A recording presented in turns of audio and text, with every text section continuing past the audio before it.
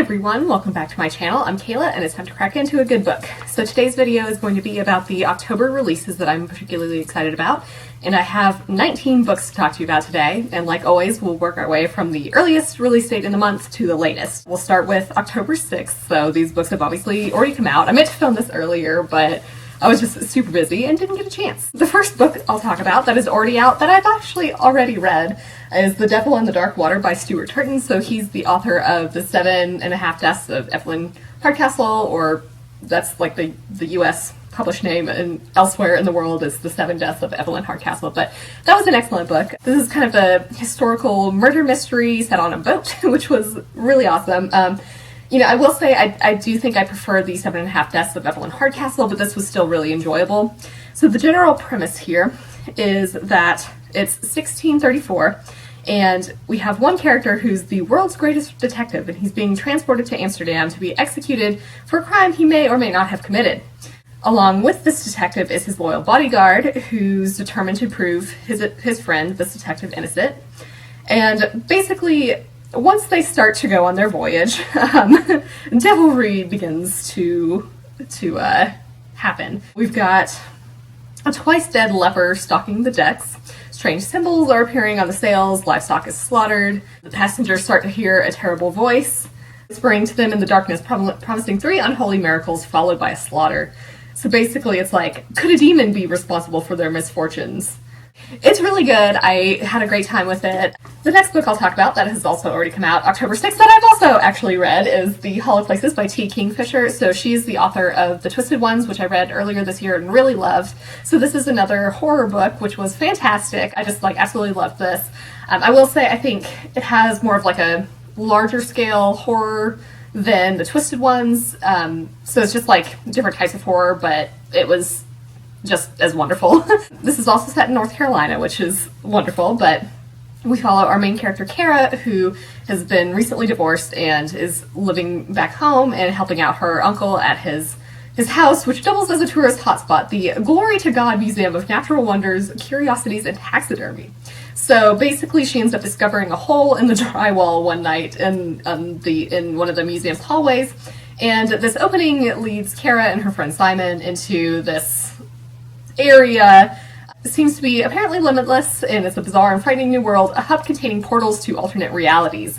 So basically there are some warnings that they see, like they can hear you thinking and pray they're hungry. So basically they kind of realize that this place is super dangerous. We'll just leave it at that because part of the appeal is figuring out what happens along the way. But this was fantastic. I think Kingfisher does a really great job of combining horror and humor, and I mean, I guess humor is a little bit subjective, but to me, this humor definitely hits the spot. It's what I find hilarious. So yeah, I would definitely check this out. The next book I'll talk about that comes out October 6th, or that has already come out October 6th, is Kingdom of Sea and Stone by Rutherford.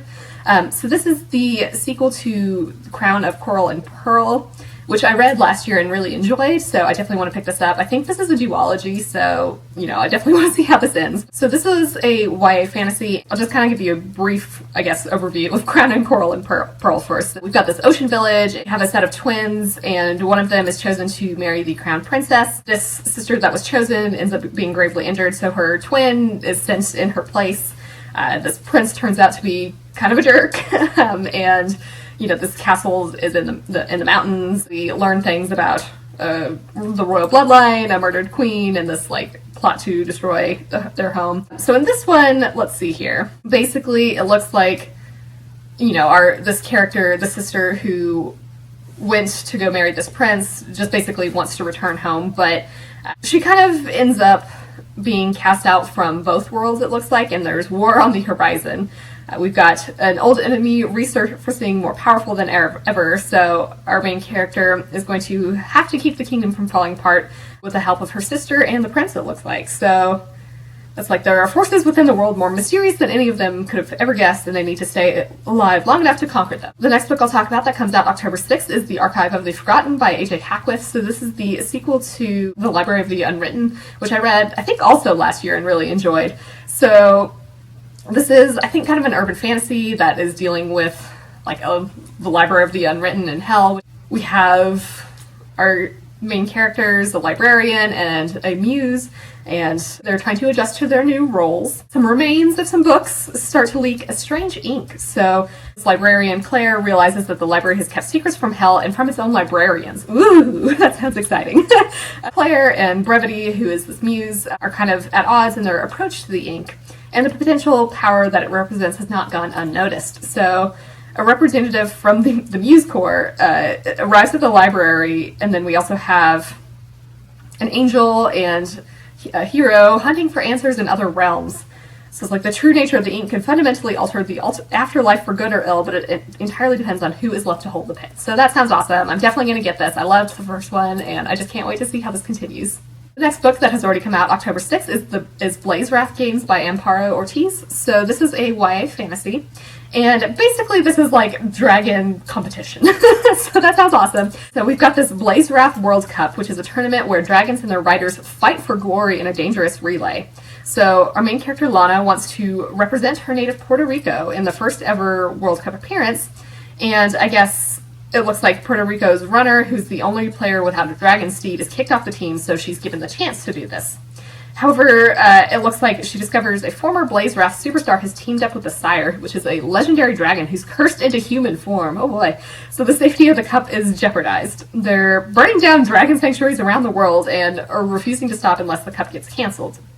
So it's like, all Lana wanted to do was represent her country, but now, she's having to navigate an international conspiracy that's deadlier than her beloved sport. So that sounds super cool. I love competitions, and you really can't go wrong with dragons. The next book I'll talk about that has already come out October 6th is In a Holidaze by Christina Lauren. So this is a romance. It's basically like, I think, Groundhog Day with the holidays. So our main character is living with her parents, hates her going nowhere job, and just made a romantic error of epic proportions. However, it looks like this is the last Christmas she's going to be at her favorite place in the world, which is the snowy Utah cabin where she and her family have spent every holiday since she was born, along with 2 other families. So it's like, I guess, as she is kind of like mentally melting down as she drives away from the cabin for the final time, she throws out what she thinks is a simple plea to the universe: please show me what will make me happy. So I guess next thing she knows, tires screech and metal collides. So then she wakes up and she's on a plane going back to Utah. So she's reliving this holiday over and over. It's like one hilarious disaster after another, sending her back on this plane. She's trying to break free of this time loop and get her true love under the mistletoe. That sounds awesome. I've read a couple of Christina Lauren books before and really enjoyed them. So this one seems particularly exciting, especially for the holidays. The next book that has already come out, that October 6th, is Spoiler Alert by Olivia Dade. So this is a romance book, and this is basically set in the world of fan fiction. So we've got Marcus, who plays Aeneas as one of the stars of the biggest shows on TV. Basically, he writes fan fiction, and he's getting out his frustrations with the show through anonymous stories about the internet's favorite couple, Aeneas and Lavinia. However, if anyone discovers that he's writing this fanfic, he's going to be finished in Hollywood. And then we also have April, who is a hardcore Lavinia fan, and she's hidden her fanfic and cosplay hobbies from her real life, but not anymore. So she posts her latest costume creation on Twitter, and her plus-size take goes viral. Marcus, I guess, ends up asking her out to spite some internet critics, and basically, I think on their date, he realizes he wants more from her than just this one-time publicity stunt. He discovers that she's his closest fandom friend, so he's like also still trying to keep this secret from her. So that sounds really fun. I've heard really great things about this, so definitely want to check it out. So now we move to October 13th, and the first book I'll talk about here is The Once and Future Witches by Alix E. Harrow. So she wrote The 10,000 Doors of January, which I read, I think, also last year and enjoyed. So this is set in the late 1800s, and it's like there's no such thing as witches. There used to be in the wild dark days before the burnings began, but witching is now just like tidy charms and nursery rhymes. If the modern woman wants any measure of power, she must find it at the ballot box. So I guess we have the Eastwood sisters. They're joining like the suffragette movement in New Salem, and they're pursuing the forgotten words and ways that might turn the women's movement into the witches' movement. I guess it's like stalked by shadows and sickness, hunted by forces who will not suffer a witch to vote, and perhaps not even to live. The sisters will need to delve into the oldest magics, draw new alliances, and heal the bond between them if they want to survive. There's no such thing as witches, but there will be. So that sounds awesome. Definitely perfect for the fall. The next book I'll talk about that comes out October 13th is Black Sun by Rebecca Roanhorse. So I've already pre-ordered this and it should get here tomorrow, so I'm super excited about that. So this is an epic fantasy inspired by the civilizations of the pre-Columbian Americas. We've got this holy city, and the winter solstice is usually time for celebration and renewal, but this year it coincides with the solar eclipse. The Sun Priest thinks that this is going to be like an unbalancing of the world. Then we have a ship launching from a distant city bound for this other city set to arrive on the solstice. The captain is a disgraced teak whose song can calm the waters around her as easily as it can warp a man's mind. Ooh. Her ship carries one passenger who is described as harmless, and so this guy is a young man, blind, scarred, and cloaked in destiny. However, as our captain knows, when a man is described as harmless, he usually ends up being the villain.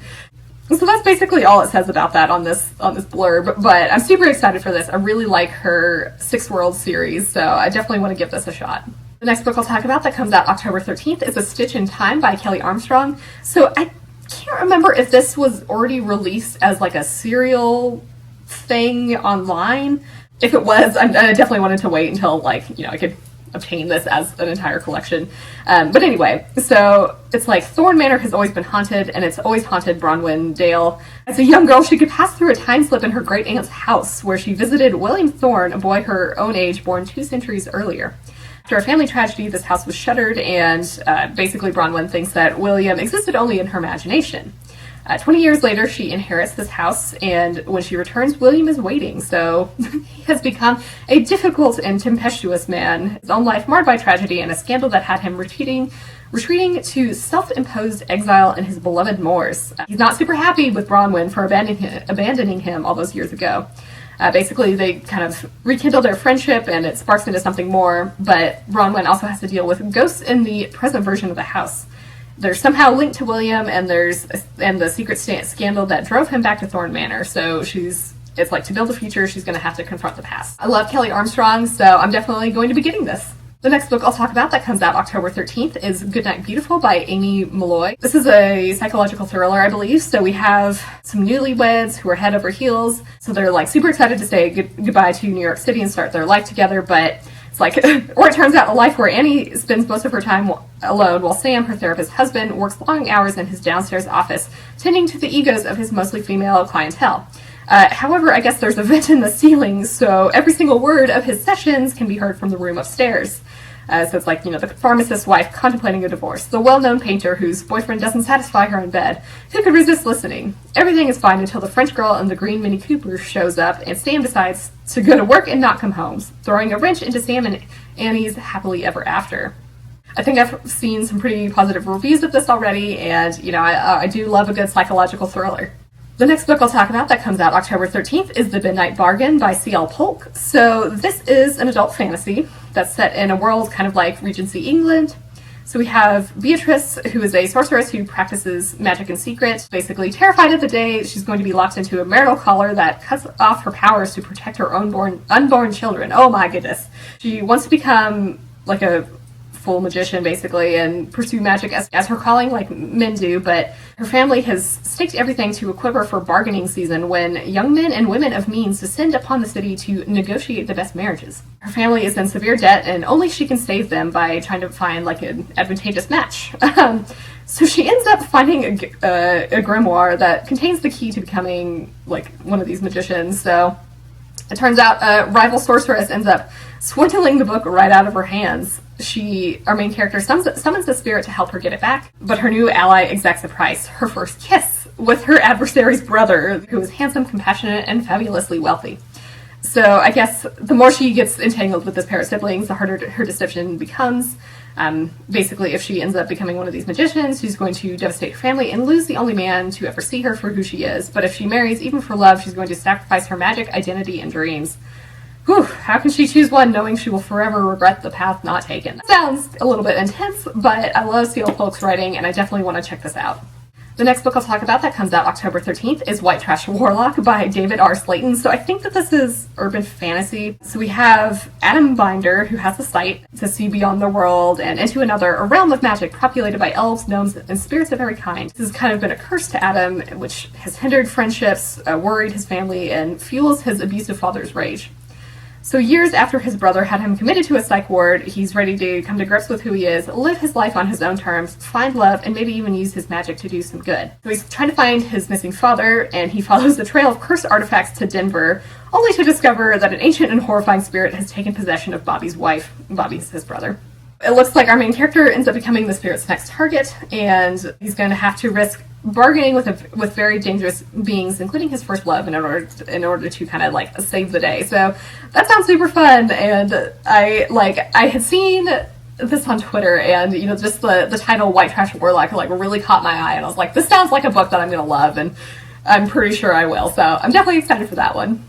The next book I'll talk about that comes out October 13th, I've actually just finished reading yesterday, so that's They Never Learn by Layne Fargo. So this is a psychological thriller. We follow two characters, Scarlett and Carly. So Scarlett basically is an English professor. She's really good at her job, but she's even better at getting away with murder. So she searches for the worst man at the university she teaches at and plots his well-deserved demise. Basically, she's done a really good job of planning this out meticulously and avoided drawing attention to herself. She's preparing for her biggest kill yet, but the school starts investigating this growing body count on campus. So she kind of joins in this investigation. Everything's going to plan until she loses control with her latest victim, kind of exposing her secret a little bit. Then we also have Carly, who is a student at this university who's trying to survive her freshman year. She's free of her emotionally abusive father and just kind of wants to focus on her studies, but her roommate has other ideas. So basically her roommate is cool and confident, and they form an intense friendship. Her roommate ends up being sexually assaulted at a party, and Carly becomes obsessed with making the attacker pay and turning her fantasies about revenge into reality. So it was so good. I don't know, every moment of it, I was just like, oh my god, I'm so invested. And there was one thing that happened where I literally shook my head because I was just like, what? I can't believe that. And maybe I should have been able to guess it, but I didn't. And it was just like, oh my god, it was so good. So if you're looking for a psychological thriller about a murderous college professor, definitely check this one out. So now we'll move to October 20th, and the first book I'll talk about here is Among the Beasts and Briars by Ashley Poston. So this is a YA fantasy that's kind of, I think, inspired by fairy tales.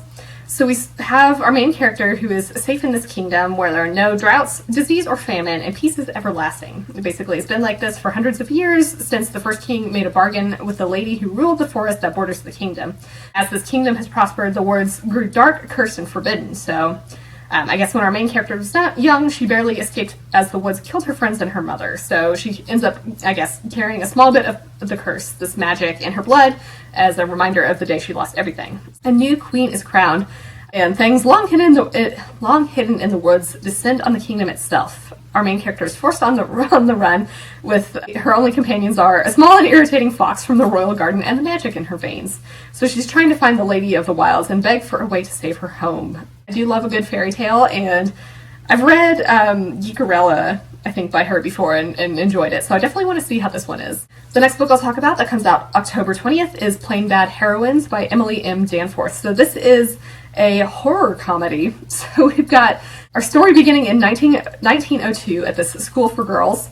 We've got two students who are obsessed with each other and with a daring young writer who's the author of a scandalous best-selling memoir. So basically, our two girls establish their own private club and call it the Plain Bad Heroine Society. They're meeting in secret in a nearby apple orchard. It was the setting of their wildest happiness and ultimately of their deaths. Their bodies are later discovered with a copy of Mary's book splayed beside them, the victims of a swarm of stinging, angry yellow jackets. I guess less than 5 years later, the school closes its doors forever, but not before 3 more people mysteriously die on the property, each in a most troubling way. Then we have over a century later, this place is abandoned and crumbling, but we have a writer who publishes a breakout book celebrating the queer feminist history surrounding this haunted and cursed Gilded Age institution. This inspires a controversial horror film adaptation starring a celebrity actor and lesbian it girl, Harper, playing this ill-fated heroine Flo opposite B-list actress and former child star Audrey as Clara. As our heroines step onto set to begin filming, past and present become grimly entangled, or perhaps just grimly exploited, and soon it's impossible to tell where the curse leaves off and Hollywood begins. So we've got a story within a story within a story, and featuring black and white period inspired illustration. So that's super cool. The next book I'll talk about that comes out October 20th is Poison by Jennifer Donnelly. So this is a YA retelling of Snow White. So I read Stepsister, which I don't know if you can see up here, this year or last year, I don't know, and really enjoyed it. That was a retelling of Cinderella from the stepsister's point of view. It's like, once upon a time, a girl named Sophie rode into the forest with the queen's huntsman. When they stopped to rest, the huntsman took out his knife and took Sophie's heart. It shouldn't have come as a surprise. You know, she's obviously heard the rumors and the whispers. She's too kind and foolish to rule, a waste of a princess, a disaster of a future queen. And she believed them. She believed everything she heard about herself, the poisonous words people used to keep girls like Sophie from becoming too powerful and too strong. We've got 7 mysterious strangers helping her out, and so she manages to survive.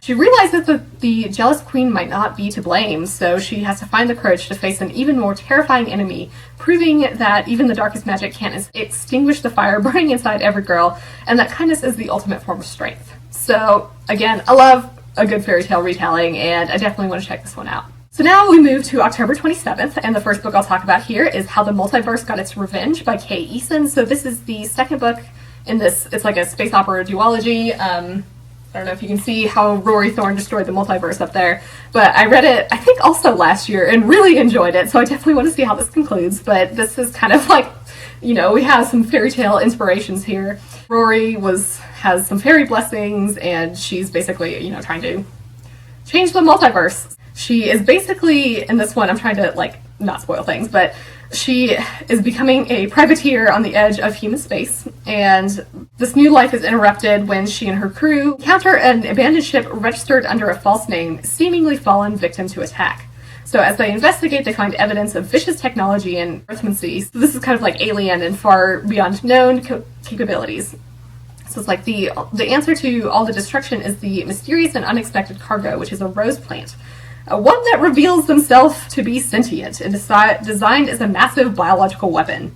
Rose seeks to escape their intended fate, but before Rory and her friends can get Rose off the derelict ship, the alien attackers return. So they're trying to save themselves and the multiverse from a war that humanity cannot win. That sounds awesome. Like I said, I really liked the first one, and I definitely want to read this one.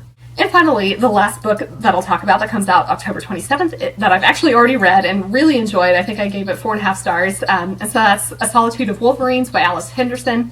So I think I actually just talked about this in my most recent wrap-up, but it's like this survival thriller where our main character is a wildlife biologist, and so she goes to a wildlife sanctuary in Montana to study wolverines. Basically, once she gets there, the locals are like less than welcoming, and so she's trying to still, you know, like settle in and track these wolverines on foot and using cameras. However, you know, one day after reviewing this footage, she basically finds footage of this severely injured man, seemingly lost and wandering in the wilds. They search for him, but the local law enforcement is kind of like dismissive. Alix kind of realizes that she may in fact be the prey here. It was really good. If you're in the mood for a good survival thriller, definitely check this out.